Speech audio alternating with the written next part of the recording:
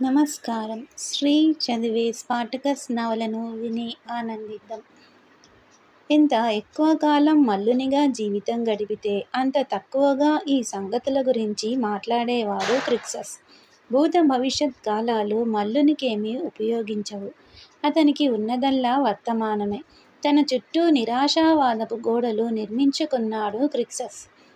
స్పాటకస్ ఒక్కడే ఆ గోడల్ని బద్దలు కొట్టి మహాబలవంతుడైన గాల్ని చూడగలిగాడు. ఒక మాటు క్రిక్సస్ అతనితో చెప్పాడు. నువ్వు చాలా మంది స్నేహితుల్ని సంపాదిస్తావు స్పాటకస్. స్నేహితుల్ని చంపడం చాలా కష్టం. నా మానాన నన్ను బతకని. ఈనాటి ఉదయం కసరత్తు పూర్తయిన పిమ్మట భోజనశాలలోనికి పోయే ముందు అంతా ఆ ఆవరణలో గుమిగూడారు. శరీరాలు వేడెక్కి చెమటలు కారుతున్నాయి. ఆ మల్లులు అక్కడ నిలబడ్డారు. కొంతమంది కూర్చున్నారు. వాళ్ళ మాటలు వాళ్ళ నోళ్ళల్లోనే మిగిలిపోయాయి. ఎదురుగా ఆవరణ గోడకు 2 కళేబరాలు వేలాడుతున్నాయి. ఆఫ్రికన్ల కళేబరాలు 2 మేకువేసి గోడకి దిగగొట్టారు. చచ్చినవాడు చేసిన నేరానికి బతికినవాణ్ణి శిక్షించారు. అలా ఉంది రోమన్ న్యాయశాస్త్రం. అలా శిక్షింపబడిన వాని శరీరం కింద ఇంకా రక్తం పడి ఇసుకలో మడుగులు కడుతూ ఉంది.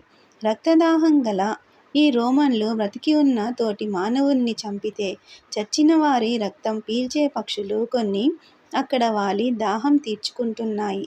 వ్యసన మనస్కులై ఉన్నారు మల్లులు. వ్యాకులపాటు గొంతుకలో అడ్డుపడి వారెవర్నీ మాట్లాడనివ్వలేదు. ఇది కథా ప్రారంభం మాత్రమేనని అనుకున్నారు వాళ్ళు. బేటియాటస్ మరింతగా వాళ్ళని బాధిస్తాడని అభిప్రాయపడ్డారు. ఇదొక చెడు కాలం. సైనికులు తినడానికని పోయారు. శిక్షణా కేంద్రం పక్కగా ప్రవహించుకుంటూ పోయే ఏటి ఒడ్డున గల చెట్ల తోపులో ఆయుధాలు పెట్టి కూర్చున్నారు. స్పాటకస్ వాళ్ళని చూస్తున్నాడు. శిరస్త్రాణాలు లేవు. ఆయుధాలు లేవు. దూరంగా ఉన్నారు వాళ్ళు. తదేక దీక్షతో దృష్టి వాళ్ళపై నిలిపాడు. ఏమిటి చూస్తున్నావ్? గేనికస్ తెలుసుకోగోరాడు. వాళ్ళిద్దరిదీ చాలా కాలం నుంచి ఒకటే వృత్తి. ఒకే చోట ఇద్దరు సహచరులయి బానిసలు. గనులలో థ్రేషియన్ కొండలలో చిన్నప్పుడు ఎప్పుడూ వాళ్ళు కలిసే ఉన్నారు. ఏమీ లేదు. క్రిక్సస్ వ్యాకుల చిత్తుడై ఉన్నాడు. అతనిలో చాలా కాలంగా హింస అణిగి ఉంది. దేన్ని చూస్తున్నావు స్పాటకస్ అని క్రిక్సస్ కూడా అడిగాడు. అబ్బే ఏం లేదు. ఏమీ లేకపోవడమేమిటి? నీలో ఏమీ లేకపోతేనే థ్రేషియన్లంతా నిన్ను నాయనా అని పిలుస్తున్నారా? క్రిక్సస్ నువ్వెవర్ని ద్వేషిస్తావు? ఆ నల్లవాడు కూడా నిన్ను నాయనా అనేవాడా స్పాటకస్? నువ్వు అతనితో ఎందుకు దెబ్బలాడలేదు? అవసరమొచ్చినప్పుడు నాతో దెబ్బలాడతావా? ఏ మల్లునితోనూ నేనిక దెబ్బలాడను. ప్రతి మాట తూచి ప్రశాంతంగా చెబుతున్నాడు స్పాటకస్. మొన్నటిదాకా నాకది తెలీదు. కానీ ఇప్పుడు మాత్రం నేను తెలుసుకున్నా. ఓ అరడజను మంది ఈ మాటలు విన్నారు. అతని చుట్టూ చేరారు. అతని దృష్టి ఆ సైనికుల మీద లేదింక. మల్లులను చూస్తున్నాడతను. తన తోటి మల్లులు ఒక్కొక్కరి ముఖాన్నే పరిశీలనగా వాటి తూనిక కడుతున్నట్లుగా చూస్తున్నాడు. అరడజను మంది, ఎనమండుగురు, 10 మంది, డజను మంది అయ్యారు. ఇంకా అతడేమీ అనలేదు. వాళ్ళల్లో ఇంతకు పూర్వం ఉన్న మనోవ్యధ మాయమైంది. ఉద్రేకం, ఆవేశం, ఉద్వేగం వాళ్ళ కళ్ళల్లో మెరుస్తున్నాయి. ఆ కళ్ళల్లోంచి హృదయాల్లోకి ఎక్కడికో అతడు చూస్తున్నాడు. నాయనా ఏం చేద్దాం? గేనికస్ అడిగాడు. చెయ్యాల్సొచ్చినప్పుడు ఏం చెయ్యాలో అది చేద్దాం. ప్రస్తుతం దీన్ని బద్దలు కొట్టండి. అప్పుడు భవిష్యత్తు కళ్ళముందు గోచరించింది. థ్రేషియన్ బానిస 1000 ఏళ్ల వాడయ్యాడు. 1000 సంవత్సరాల్లో జరగనిది ఇప్పుడు కొద్ది క్షణాల్లో జరగబోతోంది. అదిగో మళ్ళీ వాళ్ళు బానిసలవుతున్నారు. ఇంత ఆవేశం ఉండి కూడా వాళ్ళు బానిసలే. పొద్దుట భోజనం కోసం భోజనశాల వైపు వెళ్ళారు. అప్పుడే బేటియాటస్ పల్లకీ వాళ్ళ పక్కగా పోయింది. 8 మంది మోసే ఆ పల్లకీలో బేటియాటస్, అతని గుమాస్తా కూర్చుని ఉన్నారు. బానిసలెంత క్రమశిక్షణతో ఉన్నారో అనుకున్నాడు బేటియాటస్. ఆఫ్రికా వాణ్ణి చంపిన ఖర్చు హెచ్చైనా బాగానే జరిగిందనుకున్నాడు. భోజనాల గదిలో జరిగింది ఇది అని ఎప్పటికీ ఎవరూ సరిగ్గా చెప్పలేరు. ఎలా చెప్పడం? బానిసల సాహసాన్ని చిత్రించేందుకు చరిత్రకారులు లేరే. ఒకవేళ బానిస చేసిన పనులకు చరిత్రలో స్థానం ఇచ్చి తీరాల్సిన అవసరమే ఏర్పడిందనుకోండి. అప్పుడైనా బానిసలను కొనుక్కునేవాడే, వాళ్ళనసహ్యించుకునేవాడే, వాళ్ళంటే భయపడేవాడే ఆ చరిత్ర రాసేందుకు తయారయ్యేవాడు. వంటగదిలో పనిచేస్తూ తను స్వయంగా చూసింది వరీనియ. చాలా కాలం గడిచాక ఆ సంగతి ఆమె ఎవరికో చెబుతోంది. మనము ఆ విప్లవపు రణగొణ విందాం. బ్రహ్మాండాన్ని బద్దలు చేసిన శబ్దం గుసగుసలాడుకునే స్థాయికి దిగినా అదెప్పుడూ వినబడకుండా మాత్రం పోదు. భోజనాల హాలుకి ఒకవేపున వంటగది ఉంది. మరో చివర ఆ గదిలోకి ద్వారముంది. ఆ భోజనాల గది బేటియాట సృష్టి. పూర్వపు పద్ధతిన కట్టిన రోమన్ భవనానికి అతడు మెరుగులు దిద్దాడు. మల్లులకు శిక్షణ ఇవ్వడం, వాళ్ళ ద్వారా డబ్బు సంపాదించడం, పోరాట ప్రదర్శనలు చూడాలనే పిచ్చి, ఇంతమందిని అదుపు ఆజ్ఞల్లో పెట్టడం మొదలైన గొడవలన్నీ ప్రస్తుత రోమన్ సమాజపు సృష్టి. పూర్వం ఉన్న రాతిగోడకు 3 గోడలు చేర్చాడు. ఆ చదరం మీద లోపలికి 4 వైపులా 8 అడుగుల వెడల్పు గల కర్రచూరు దింపాడు. సమశీతోష్ణముండే కేపువాలో ఈ మాత్రం చాలు. శీతాకాలంలో మాత్రం కొంచెం చల్లగా, ఎప్పుడూ తేమగా ఉండేది. మల్లులు నేలమీద కూచుని తినేవారు. మధ్యగా పచారు చేస్తూ శిక్షకులు వీళ్ళని చూస్తూ ఉండేవారు. దీనికో పక్క వంటగది. ఆ గదిలో ఇటుకలతో, పెంకులతో కట్టిన పెద్ద పొయ్యి ఉంది. ఒకవైపు పెద్ద కర్ర తలుపులున్నాయి. మల్లులు లోన ప్రవేశించిన తర్వాత తలుపులు గడియవేస్తారు. రోజూ మాదిరే ఈనాడు కూడా అంతే జరిగింది. వాళ్ళ స్థానాల్లో మల్లులున్నారు. వంటగదిలో పనిచేసే బానిసలే వాళ్లకు వడ్డన చేస్తున్నారు. అందులో చాలామంది స్త్రీలే. 4 శిక్షకులు చతురస్రాకారపు ఆవరణలో పచార్లు చేస్తున్నారు. కొరడాలు, కత్తులు పట్టుకున్నారు. 2 సైనికులొచ్చి తలుపులు బిగించి వెళ్ళారు. పైన గడియవేశారు. రమ్మమైన ఆ తోపులో చాలా దూరంగా సైనికులు విశ్రాంతి తీసుకుంటున్నారు. ఇదంతా స్పార్టకస్ గమనిస్తూనే ఉన్నాడు. అతడేమీ నోట పెట్టలేదు. నోరు తడి ఆరిపోయింది. అతని ఛాతీ మీద హృదయం సమ్మెటతో కొడుతోంది. ఏమంత గొప్ప పనేమీ జరగడం లేదు. భవిష్యత్తు గురించి ఇతరులకు తెలియనిది తనకు తెలిసినది ఏమీ లేదు. కానీ కొంతమంది ఒక నిశ్చయానికి వస్తారు. ఫలానా పని చేయలేకపోతే నేనిక బ్రతికుండాల్సిన అవసరమూ లేదు. దాని ప్రయోజనమూ లేదు. చాలామంది ఈ నిశ్చయానికే వస్తే పృథ్వీ కంపిస్తుంది. ఈరోజు సమాప్తమయ్యేసరికి సూర్యుడస్తమించి చీకటి వ్యాపించే లోపున ఆ కంపనం జరుగుతుంది. కానీ స్పార్టకస్కు అదేమీ తెలియదు. ముందు క్షణంలో చేయాల్సినదేదో అదే తెలుసు అతనికి. ముందు మల్లులతో మాట్లాడాలి. క్రిక్సస్తో అతను చెబుతుంటే పొయ్యి దగ్గర నిలబడి వరీనియ అతడిని చూసింది. అతని పెదవుల కదలికను చూసి భావం గ్రహిస్తున్నాడు యూదుడు. చెవి అతని వైపు పెట్టి నిలబడ్డాడు గేనికస్. ఆఫ్రికావాడు ఫ్రాక్సస్ అతనికి దగ్గరగా వచ్చాడు. నిలబడి మాట్లాడాలని ఉంది నాకు, స్పార్టకస్ అన్నాడు. మనసు విప్పి మాట్లాడదామని ఉంది నాకు. ఒకమారు మాట్లాడ్డం మొదలు పెడితే ఇక వెనుదీయడమనేది ఉండబోదు. అప్పుడా శిక్షకులు నిన్ను ఆపడానికి ప్రయత్నిస్తారు.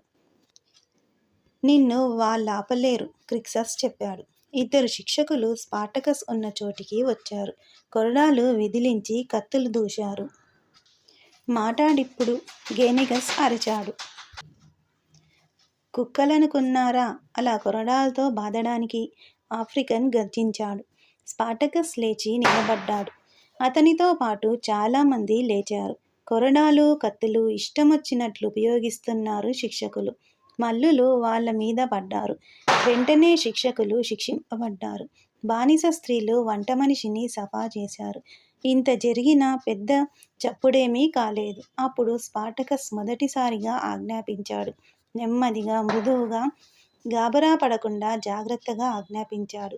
క్రిక్సస్, డేవిడ్, గేనికస్, ఫ్రాక్సస్లతో చెప్పాడు. వెళ్ళి ఆ ద్వారాన్ని జాగ్రత్తగా సంరక్షించండి. నేను మాట్లాడాలి. ఈ గొడవ నుంచి ఇంకా వాళ్ళు తేరుకోనే లేదు. కొద్ది క్షణాల్లో వాళ్ళతని ఆదేశాన్ని పాటించారు. ఆ తర్వాత కూడా వాళ్ళకి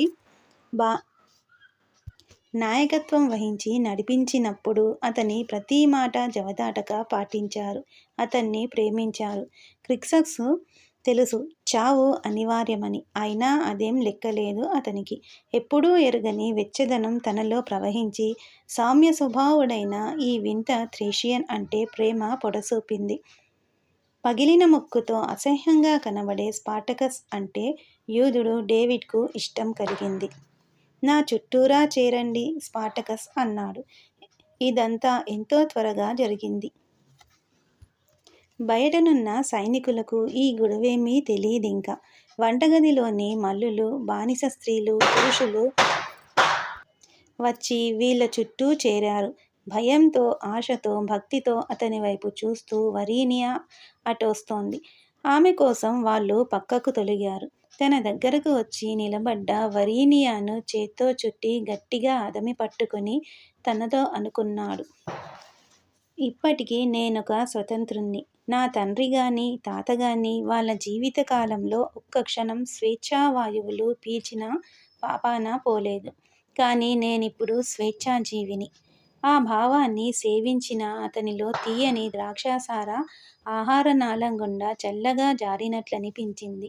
కానీ దానితో పాటు ఓ భయం కూడా ఉంది. స్వతంత్రం పొందడమంటే తమాషా ఏమీ కాదు. అది మాటలతో అయ్యే పని కాదు. తను వేసే ప్రతి అడుగున నోరు తెరిచి మృత్యువు కబళింప చూస్తున్నదని అతనికి తెలుసు. వాళ్ళ కళ్ళన్నీ అతన్ని గమనిస్తున్నాయి. శాంత స్వభావం గల థ్రేషియన్ తమ హృదయారాటాన్ని తెలుసుకున్నవాడని, తమకు ఆత్మీయుడని వాళ్ళు తలపోశారు. ఆ కాలపు ప్రజలు మూఢనమ్మకాలకు, విశ్వాసాలకు దాసులు. ఏదో ఒక దేవత, కొద్దిగా జాలిహృదయం గల ఒక దేవత అతన్ని స్పృశించిందని మల్లులు భావించారు. అందుకని అతను భవిష్యత్తులో మంతనాలాడి దాన్నొక వాచకం కింద గడగడా వినిపించి వాళ్లను ముందుకి నడిపించాలి. ఒకవేళ రోడ్లు లేకపోతే వాళ్లకు ప్రయాణానికి అతనే కొత్త బాట వేయాలి. వాళ్ళ కళ్ళల్లో ఇవన్నీ అతనికి కనబడ్డాయి. మీరు నా వాళ్ళేనా? దగ్గరగా నిలబడ్డ వాళ్ళనుద్దేశించి ప్రశ్నించాడు. ఇక ముందెన్నడూ నేను మల్లుణ్ణి కాను. ముందు నే చస్తా. మీరు నా ప్రజలేనా? కొందరి కళ్ళల్లో నీళ్లు తిరిగాయి. ఇంకా దగ్గరగా వచ్చి నిలబడ్డారు. కొందరు భయపడ్డారు. కానీ వాళ్ళనందరినీ అతను తేజస్సులో జలకమాడించాడు. అది అతనిలోని శక్తి, ప్రతిభ. తనలో ప్రతివాడు ఇప్పుడో వీరుడు. అందరం కలిసి ఒకే మనిషిలాగా ఉండాలి మనం. పూర్వం నా ప్రజలు చెప్పగా విన్నాను నేను. పోరాటానికి పోయే ముందు ఒక సదుద్దేశంతో వెళ్ళేవారట. ఎవరికైనా పోరాటానికి పోవాలని లేకపోతే వాడికేసి చూడరు వాళ్ళు. మనం ఏం చేద్దాం? ఒకడడిగాడు. పోరాడుదాం, ఘనంగా పోరాడుదాం. మనకన్నా పోరాడగలిగిన వాళ్ళు ఈ భూమిలో లేరు కనుక పోరాడుదాం, బాగా పోరాడుదాం అన్నాడు స్పార్టకస్. అతని కంఠం ప్రతిధ్వనిస్తోంది. ఇతడేనా మృదువుగా మాట్లాడే స్పార్టకస్ అని ఆశ్చర్యపోయి అలాగే నిలబడ్డారు మల్లులు. కేపువా మల్లులను రోమ్ మరువలేని విధంగా మనం యుద్ధాలు చేద్దాం. మానవుడు చేయాల్సిన దానికి కాలమొకటి ఉంది. వరీనియాకు ఇది తెలుసు. పూర్వం ఎన్నడూ ఎరగని సంతోషాన్ని నేడామె చూసింది. ఒక ఆనందాన్ని పొందింది ఆమె. ప్రపంచంలో ఎవరితోనూ సరిపోల్చదగని మేటి మగవాడు ఆమె భర్త అనే విషయం ఆమెలో గర్వాన్ని, ఆనందాన్ని రేకెత్తించాయి. ఆమెకు స్పార్టకస్ గురించి తెలుసు.